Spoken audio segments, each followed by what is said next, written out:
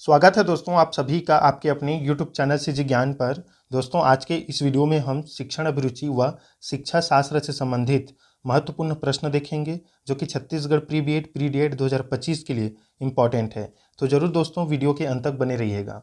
चलिए देखते हैं। पहला प्रश्न है, देखिए, प्रथम मनोवैज्ञानिक प्रयोगशाला की स्थापना किसने की थी?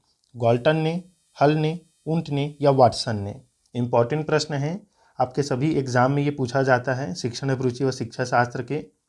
तो देखिए, प्रथम मनोवैज्ञानिक प्रयोगशाला की स्थापना जो है ये किया था दोस्तों ऑप्शन सी, उंट ने। ऑप्शन सी जो है राइट आंसर हो जाएगा, उंट ने। और इसका स्थापना जो है 1879 को किया गया था लिपजिंग विश्वविद्यालय में। याद रखिएगा, लिपजिंग विश्वविद्यालय 1879 में प्रथम मनोवैज्ञानिक प्रयोगशाला की स्थापना उंट ने किया था। ये इंपॉर्टेंट है। ऑप्शन सी दोस्तों राइट आंसर रहेगा। देखिए, ये शिक्षण अभिरुचि का इस साल का 33वां क्लास है जो कि मोस्ट इंपॉर्टेंट है। इससे पहले का वीडियो आपने नहीं देखा तो जरूर देख लीजिएगा दोस्तों। छात्र अधिगम का वार्क मॉडल इनके द्वारा प्रस्तावित किया गया था? कोहलबर्ग, नील फ्लेमिंग, पियाजे या ई इरिक्सन? बताइए दोस्तों, वार्क मॉडल किनके द्वारा प्रस्तावित किया गया था? मोस्ट इंपॉर्टेंट प्रश्न है ये। तो राइट आंसर हो जाएगा इसका ऑप्शन बी, नील फ्लेमिंग द्वारा। छात्र अधिगम का वार्क मॉडल जो है नील फ्लेमिंग द्वारा प्रस्तावित किया गया था और ये जो है लॉन्च किया गया था आपका 1987 में लिंकन विश्वविद्यालय में। इसे भी याद रखिएगा, लिंकन विश्वविद्यालय में।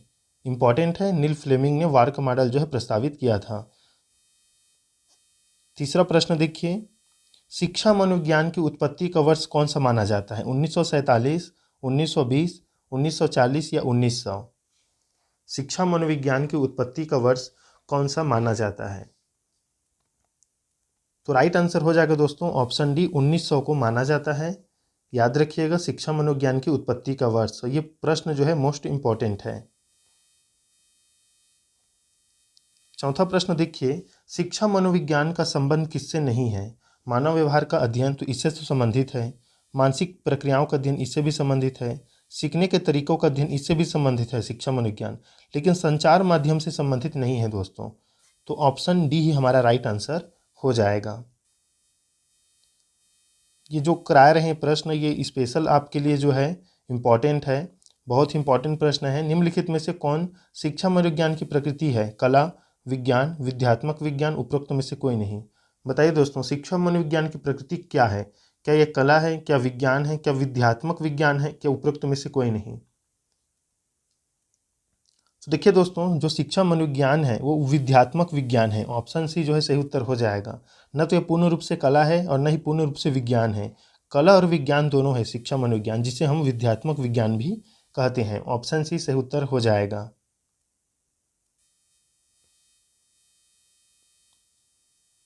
देखिए, शिक्षा मनोविज्ञान की दृष्टि से निम्नलिखित में से कौन सा कथन सत्य है? बच्चे अपने ज्ञान का स्वयं सृजन करते हैं, विद्यालय में आने से पहले बच्चों को कोई पूर्व ज्ञान नहीं होता, अधिगम प्रक्रिया में बच्चों को कष्ट होता है, बच्चे यथावत सीखते हैं जो उन्हें पढ़ाया जाता है। तो कौन सा कथन सत्य है दोस्तों? राइट आंसर हो जाएगा ऑप्शन ए, बच्चे अपने ज्ञान का सृजन जो है स्वयं करते हैं। ये बिल्कुल सही उत्तर है, ऑप्शन ए राइट आंसर हो जाएगा। ये कथन सही है। सातवां प्रश्न देखिए, एक शिक्षक को अपने विद्यार्थियों की क्षमताओं को समझने का प्रयास करना चाहिए। निम्नलिखित में से कौन सा क्षेत्र इस उद्देश्य के साथ संबद्ध है? सामाजिक दर्शन, मीडिया मनोविज्ञान, शिक्षा मनोविज्ञान या शिक्षा समाजशास्त्र? इंपॉर्टेंट प्रश्न है ये। राइट आंसर हो जाएगा दोस्तों ऑप्शन सी, शिक्षा मनोविज्ञान। याद रखिएगा।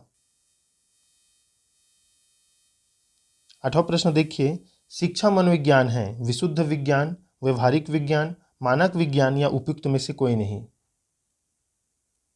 तो याद रखिएगा दोस्तों, शिक्षा मनोविज्ञान मानक विज्ञान है जिसमें बच्चे को एक नया दिशा दिया जाता है जिससे वो उस दिशा में आगे बढ़ता है।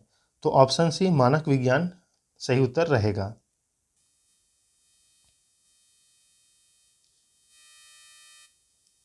नौवां प्रश्न देखिए, प्रारंभ में आत्मा का प्रयोग किस शास्त्र में किया जाता था? अर्थशास्त्र, दर्शन शास्त्र, समाजशास्त्र या शिक्षा शास्त्र? इंपॉर्टेंट प्रश्न है। प्रारंभ में आत्मा का प्रयोग किस शास्त्र में किया जाता था? तो राइट आंसर हो जाएगा दोस्तों इसका ऑप्शन बी, दर्शन शास्त्र में। याद रखिएगा, इंपॉर्टेंट प्रश्न है, शिक्षा मनोविज्ञान से ही संबंधित प्रश्न है ये सभी। आपकी प्री बीएड प्री डीएड जो कि है छत्तीसगढ़ का पंडित सुंदरलाल शर्मा, उसके लिए मोस्ट इंपॉर्टेंट है। 1882 ईस्वी में किस मनोवैज्ञानिक द्वारा लंदन में मानवीय विशेषताओं का अध्ययन करने के लिए प्रयोगशाला का निर्माण किया गया? कैटेल, गॉल्टन, अल्फ्रेड बिने या वुडवर्थ? बताइए। तो देखिए इसका राइट आंसर हो जाएगा ऑप्शन सी, अल्फ्रेड बिने ने जो है आपका प्रयोगशाला का निर्माण किया था, वो भी लंदन में। याद रखिएगा 1882 में। ये आपके कुट वाले प्रश्न में पूछा जाता है।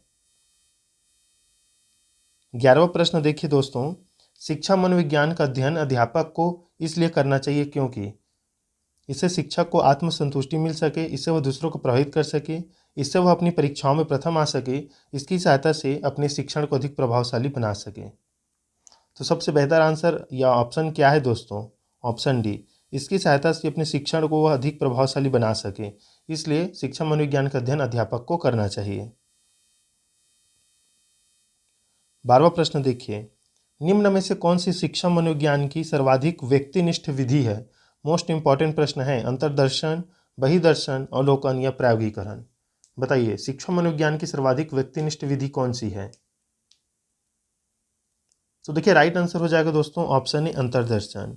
और इसका प्रतिपादन दोस्तों विलियम वुंट तथा उनके शिष्य टीचनर ने किया है। याद रखिएगा, अंतर्दर्शन विधि का प्रतिपादन विलियम वुंट ने व टीचनर ने जो है किया है, इसे याद रखिएगा। ये जो है मोस्ट इंपॉर्टेंट है, इसी कारण से विलियम वुंट को प्रयोगात्मक मनोविज्ञान का पिता भी कहा जाता है। वुंट को याद रखिएगा। देखिए 13 नंबर प्रश्न, निम्नलिखित में से कौन सा विकल्प शिक्षा मनोविज्ञान की एक सीमा है? शिक्षा मनोविज्ञान की एक सीमा है। तो देखिए शिक्षा मनोविज्ञान की एक सीमा है व्यक्तिक विभिन्नताओं की समस्या। ऑप्शन डी जो है राइट आंसर हो जाएगा। प्रयोगात्मक विधि को सर्वप्रथम प्रस्तावित किया जूड ने, राइस एवं कॉर्नमैन ने, विलियम वुंट ने या कॉलिंस व ड्रेवर ने? तो देखिए अभी हमने देखा कि प्रयोगात्मक जो विज्ञान है या प्रयोगात्मक मनोविज्ञान है, इसका पिता जो है विलियम वुंट को कहा जाता है। तो ऑप्शन सी इसमें सही उत्तर हो जाएगा। प्रयोगात्मक विधि को सर्वप्रथम विलियम वुंट ने प्रस्तावित किया है दोस्तों।